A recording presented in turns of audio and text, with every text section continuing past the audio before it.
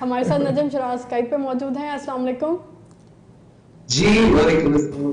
کیسی ہیں مریم؟ بشیر بھائی آپ کیسے ہیں؟ الحمدللہ جی, اللہ کا کرم ہے. جو دن انسان کا بغیر پریشانی کے اور بغیر مشکل کے گزر جائے نا, میں تو کنونسڈ ہوں کہ ہر اس رات کا شکر کر کے سونا چاہیے.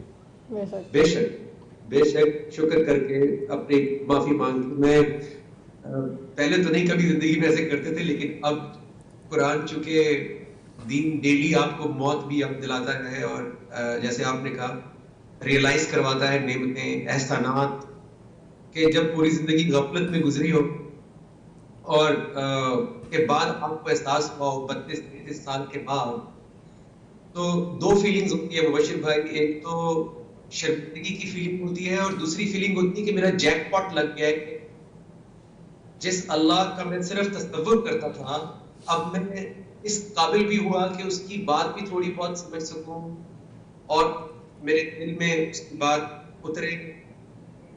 اس کا شکر بھی جو ہے وہ سجدہ شکر بنتا ہے ایکچولی. اصل میں میں کچھ فونز کو میں اگنور کر رہا ہوں ابھی. میں تھوڑی دیر ہم فون نہیں لیں گے. آئی ایم سوری, اگر آپ دیکھ رہے ہیں, آپ سن رہے ہیں, تو تھوڑی دیر ہم فون نہیں لیں گے. ذرا اپنے ساتھیوں سے ہم کچھ سوال تو ہم کر لیں. میں ایک سوچ رہا تھا ایک چیز, کہ آپ کو میں نے بلکہ پچھلی افطاری پہ شاید میں نے اس کا ذکر بھی کیا ہو. میں تو اب اس نتیجے پہ پہنچا ہوں کہ اللہ تعالیٰ چنتا ہے تو قرآن سینے پہ آتا ہے, کیونکہ یہ قرآن نور ہے, اور یہ مشرک اور یعنی منکر کے سینے میں اللہ تعالیٰ اتارے گا نہیں اس طرح. ہاں پہلے وہ دائرہ اسلام میں آئے تو پھر اس کے بعد وہ ہو. کیا یہ صحیح ہے سوچ؟ قرآن مجید میں اللہ تعالیٰ نے یہ بھی فرمایا کہ اس قرآن کے ذریعے سورۃ البقرہ میں پہلے پارہ کے اندر اللہ تعالیٰ ارشاد فرماتے ہیں یضل بہ کثیرا و یہدی بہ کثیرا.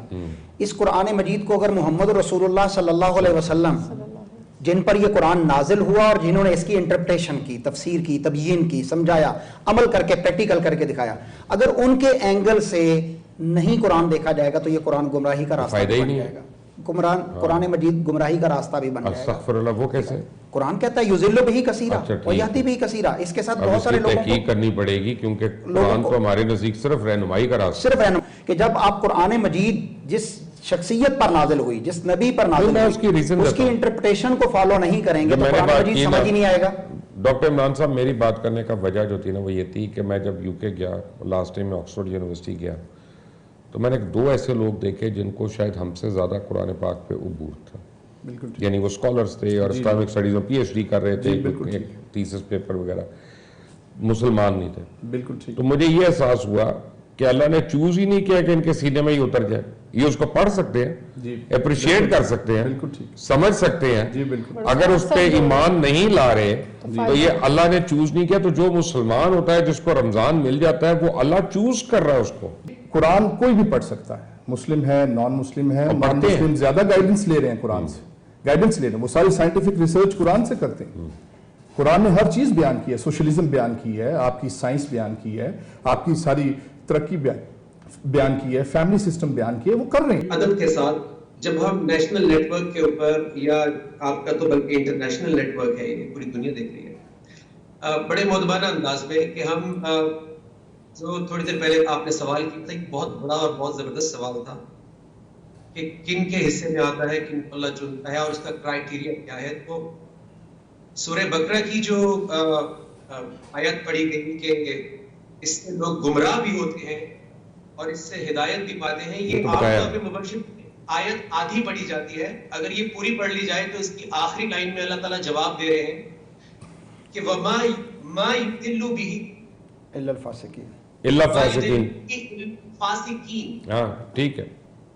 اچھا, فاسقین جو ہے وہ فسق کرنے کا مطلب کرپشن ہوتا ہے. یعنی اگر میری نیت اچھی نہیں ہے قرآن کی طرف آنے کی, اگر میری نیت یہ ہے کہ میرا نام ہوگا, میں اس سے کاروبار کروں گا, میں لوگوں سے ڈیبیٹ جیت جاؤں گا, یا میرا کوئی اور ویسٹڈ انٹرسٹ ہے, تو مجھے اس سے کبھی بھی ہدایت نہیں ملے گی. کیونکہ اللہ مہیمن علیہ ہیں, انہوں نے کوالٹی کنٹرول رکھا ہوا ہے کہ جو لینے کے لیے آئے گا اس کو اتنا ہی ملے گا.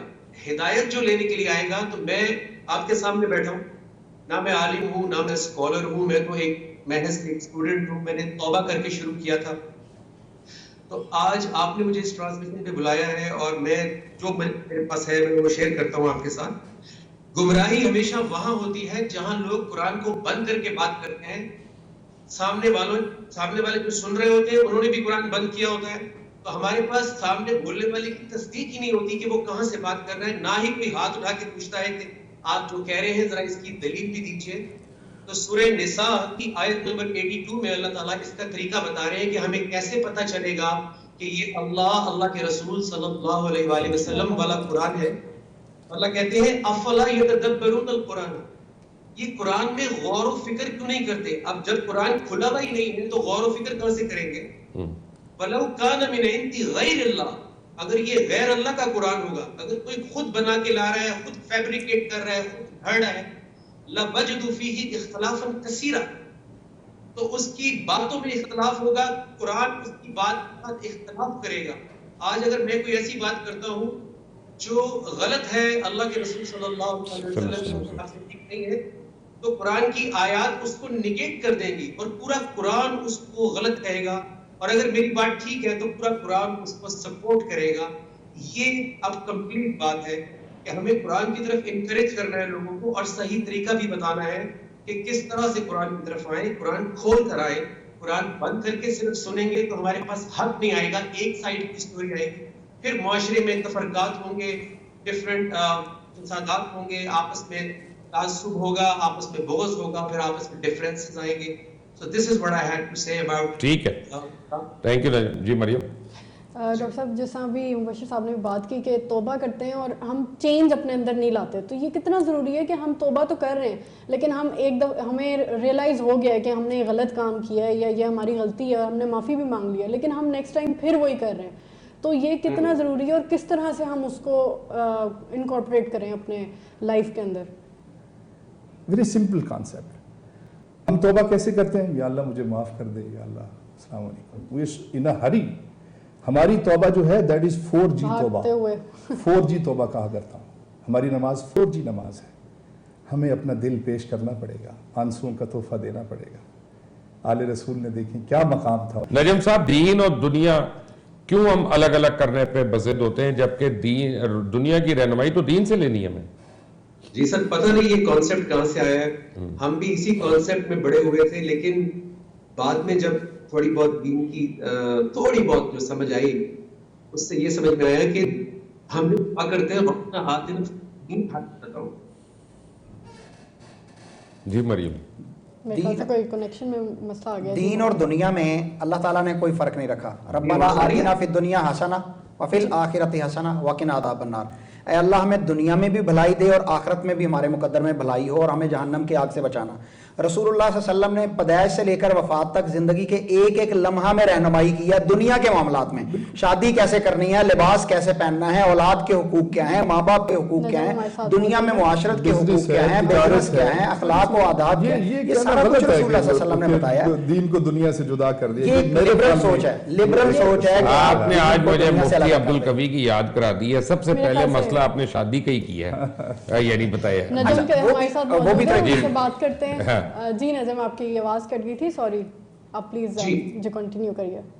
جی میں یہی کہہ رہا تھا کہ ربنا آتنا فی الدنیا حسنۃ وفی الآخرۃ حسنۃ. ہمیں تو اللہ نے یہ دعا سکھائی ہے کہ پھر اللہ تعالیٰ کہہ رہے ہیں کہ الذین قالوا ربنا اللہ ثم استقاموا, کہ جن لوگوں نے اناؤنس کیا اس دنیا میں کہ اللہ ہمارے رب ہیں, ہمیں پالنے والے ہیں, اور پھر اس پہ استقامت سے کھڑے ہوئے, ان کو ملائکہ آ کر ان کا خوف اور رنج دور کر کے کہیں گے کہ ہم دنیا اور آخرت میں تمہارے دوست ہیں. تو دنیا کے اندر جو ہے زندگی کس طرح آسان کرنی ہے, کس طرح ان سٹریسز سے, ان چیلنجز سے رشتوں کو کیسے بیلنس کرنا ہے, کہ بیوی کی طرف جاؤں تو ماں باپ ناراض نہ ہو, ماں باپ کے رائٹس دوں تو بیوی ناراض نہ ہو, بیٹا بیٹی کے بیچ میں ایز اے لیڈر میں کیسے اپنے ملک کو چلاؤں, کیسے عدل و انصاف رائج کروں, یہ سب دین ہی ٹریننگ اور تربیت کا نتیجہ ہے مبشر بھائی.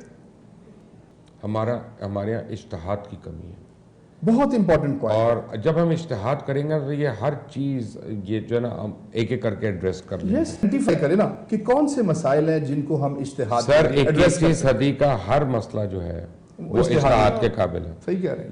آپ ایک آدمی کو چاند پہ چلا گیا, اس کا قبلہ کس سائڈ پہ ہونا ہے, یہ اجتہاد کی ضرورت ہے. ایک آدمی ایڈ سے مر رہا ہے, کیا اس کی نماز جنازہ جائز ہے کہ نہیں, یہ اجتہادی مسئلہ ہے. ٹھیک ہے نا. یہ کن چیزوں سے میرا وضو ٹوٹتا ہے, یہ بڑی بیسک سی چیزیں رہ گئی ہیں, ان سے آگے نکلنا ہے. بالکل صحیح. میں جو مبشر بھائی, اسلام نے تو قیامت تک کے لیے رہنمائی دی ہے. جن مسائل کے اندر قرآن اور حدیث موجود ہے ان میں تو اجتہاد نہیں ہوگا. جو ہمارے نئے مسائل پیدا ہوں گے ان کی بھی رہنمائی قرآن اور حدیث سے علماء ہی لیں گے. علماء ہی لیں گے. یہ کوئی بڑا مسئلہ نہیں ہے کہ آپ چاند پہ پہنچ گئے ہیں تو سجدہ کس طرف کریں گے, قبلہ کا کس طرف ہوگا. میری ایک سن لیں. اصل میں بات یہ ہے کہ میں نے ایک مفروضے کے طور پہ آپ کو بات کی, لیکن یہ جو باتیں آپ نے کی ہیں نا معذرت کے ساتھ, یہی اجتہاد طلب ہے. اس کی وجہ کیا ہے, میں بحث نہیں کر رہا, لیکن آپ کہتے ہیں 5 نمازیں ہیں اور کوئی اور کہتا ہے نہیں اصلاح سین ہے. ٹھیک ہے نا, اس طرح سے پڑھنا ہے. اس پہ آپ اجتہاد کی ضرورت ہے. آپ کہتے ہیں کہ زکوٰۃ کاٹنا حکومت کا جائز ہے اور کوئی اور کہتا ہے کہ وہ جائز نہیں ہے, تو بھائی اس پہ زور آوری تو نہیں نا. ہم پڑھ لکھ کر ایک ڈیبیٹ کر لینا اس پہ ڈسکورس. کچھ اختلافات تو ایسے ہوں گے کہ جو ختم نہیں, کیوں نہیں ہوں گے, وہ نہیں ہوں گے, ہونے چاہیے.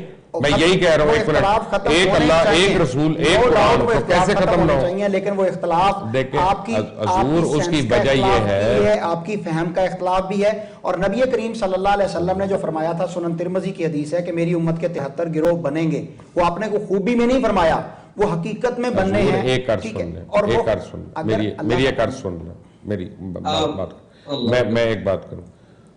قرآن پاک کا ایک حکم ہے نا کہ وَاعْتَصِمُوا بِحَبْلِ اللَّهِ جَمِيعًا وَلَا تَفَرَّقُوا. ٹھیک ہے, ایمان ہے ہمارا. تو ہمیں پلیز ترمذی ہماری سارا آنکھوں پہ, لیکن ہمیں ذرا پہلے قرآن پاک کو بھی ہم دیکھ لیں کہ وہ ہمیں کیا حکم دیتے ہیں. قرآن پاک, ایک منٹ میں بات ختم کر لوں. ہم پہ قرآن کا حکم ماننا پہلے لازم ہے, کسی تشریح کو انٹرپریٹ کرنا وہ بات کی بات ہے. ٹھیک ہے نا. اب سوال یہ پیدا ہوتا ہے کہ یہ ہم گروہ کم کر سکتے ہیں یا نہیں کم کر سکتے. ہمارا عمل تو ہونا چاہیے نا, کوشش تو ہونی چاہیے نا کہ ہم ایک ہو اور ایک قرآن کے اوپر ہم اس کی ہدایت پہ ہوں. نجم بھائی آپ اگری کرتے ہیں؟